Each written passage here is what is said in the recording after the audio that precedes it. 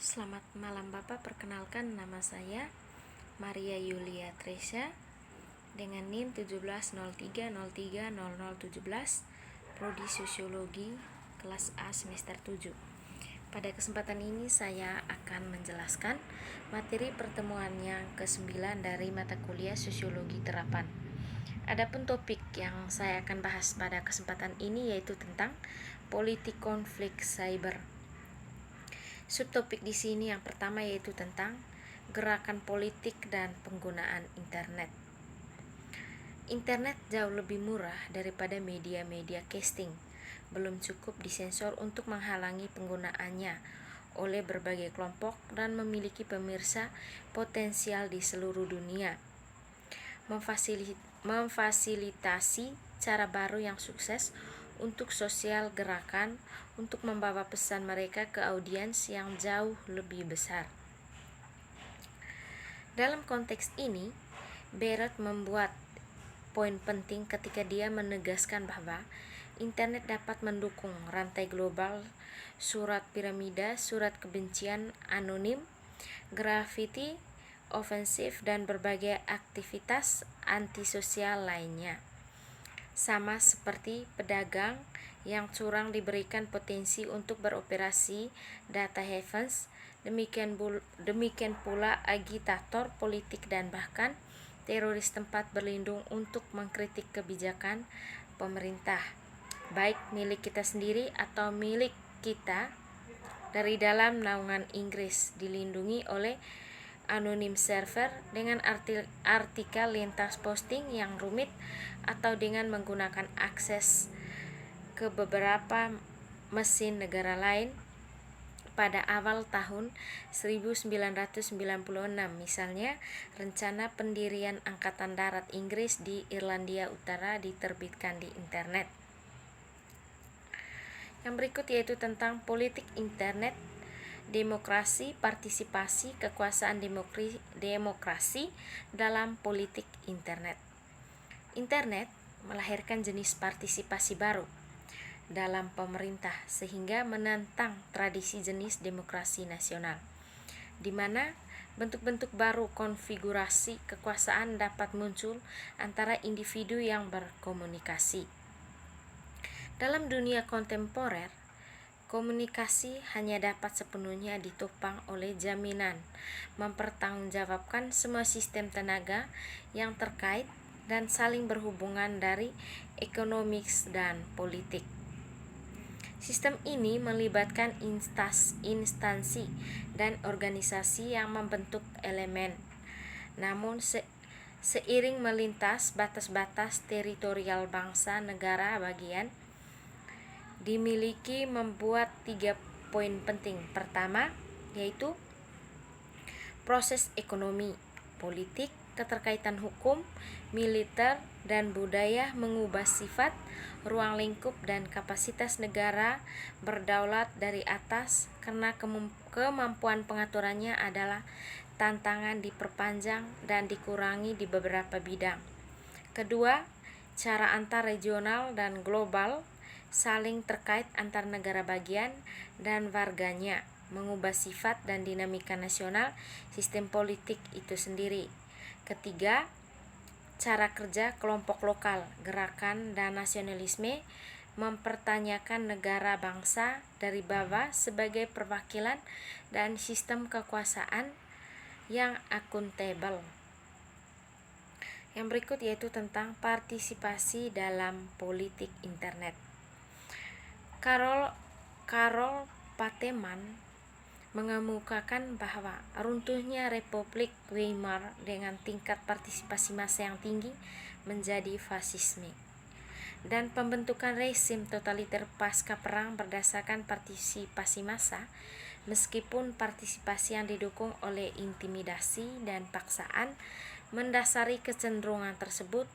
Partisipasi menjadi terkait dengan konsep totalitarianisme daripada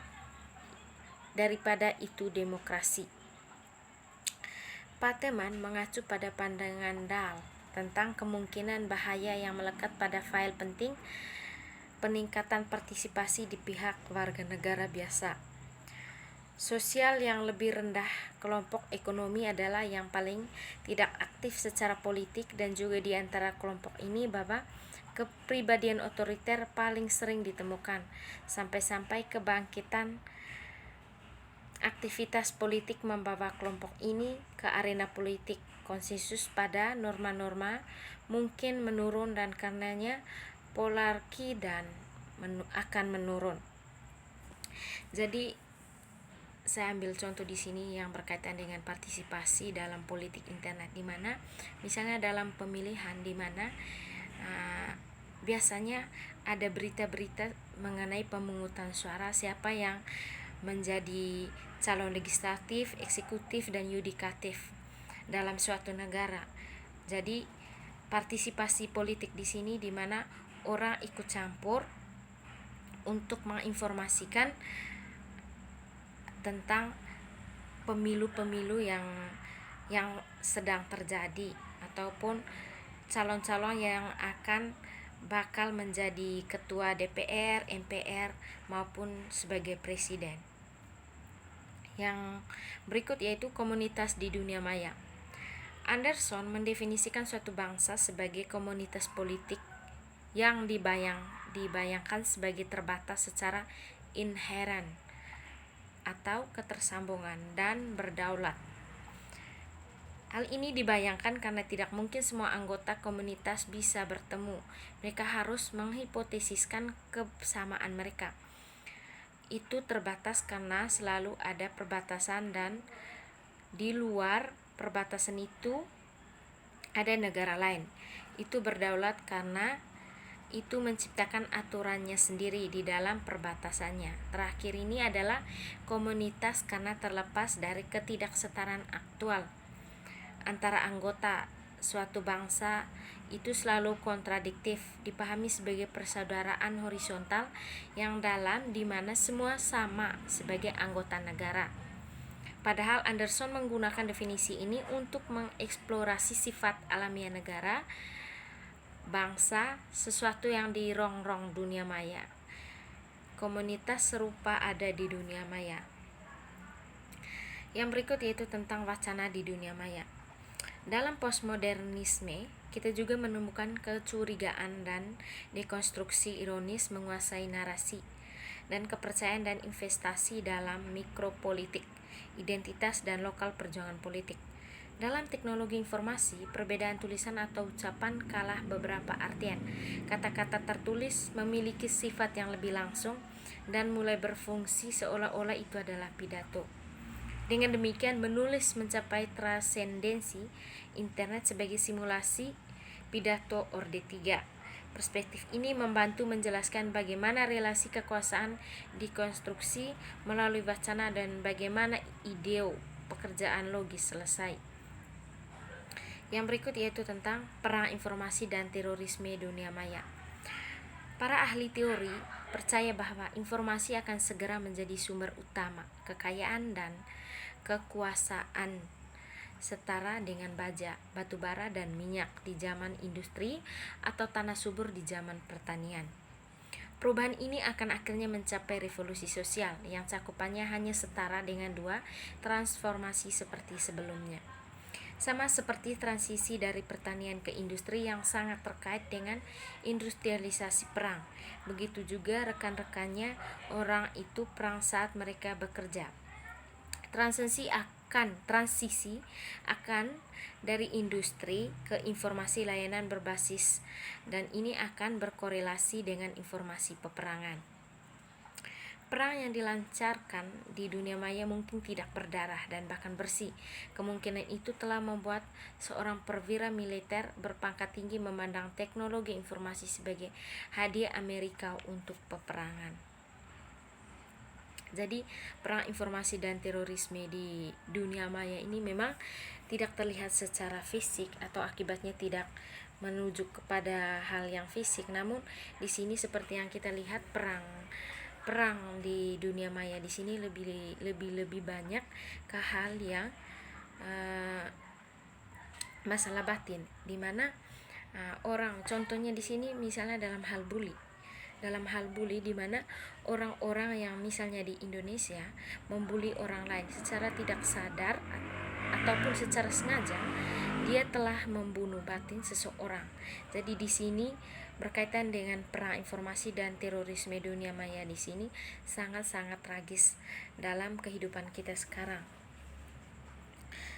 Sistem teknologi canggih tidak hanya akan membentuk lingkungan konflik masa depan, tetapi juga akan memperbesar pentingnya pertempuran psikologis untuk hasil konflik. Salah satu definisi siberteroris adalah serangan berbasis komputer yang dimaksudkan untuk mengintimidasi dan memaksa pemerintah atau masyarakat dalam mengejar tujuan yang bersifat politikal, religius, or ideological. Ini menurut Denning pada 2001. Jadi di mana siberterorisme ini sebagai serangan yang berbasis komputer, seperti yang terjadi sekarang ini, dalam seperti yang kita lihat, yang kita alami, di mana dalam RUU Cipta Kerja kemarin, di mana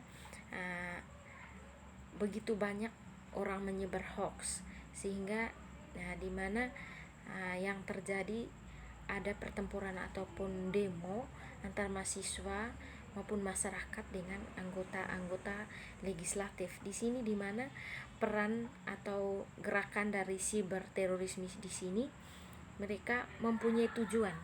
Tujuan di sini baik itu politik ataupun dalam ideologi religional. Jadi mengenai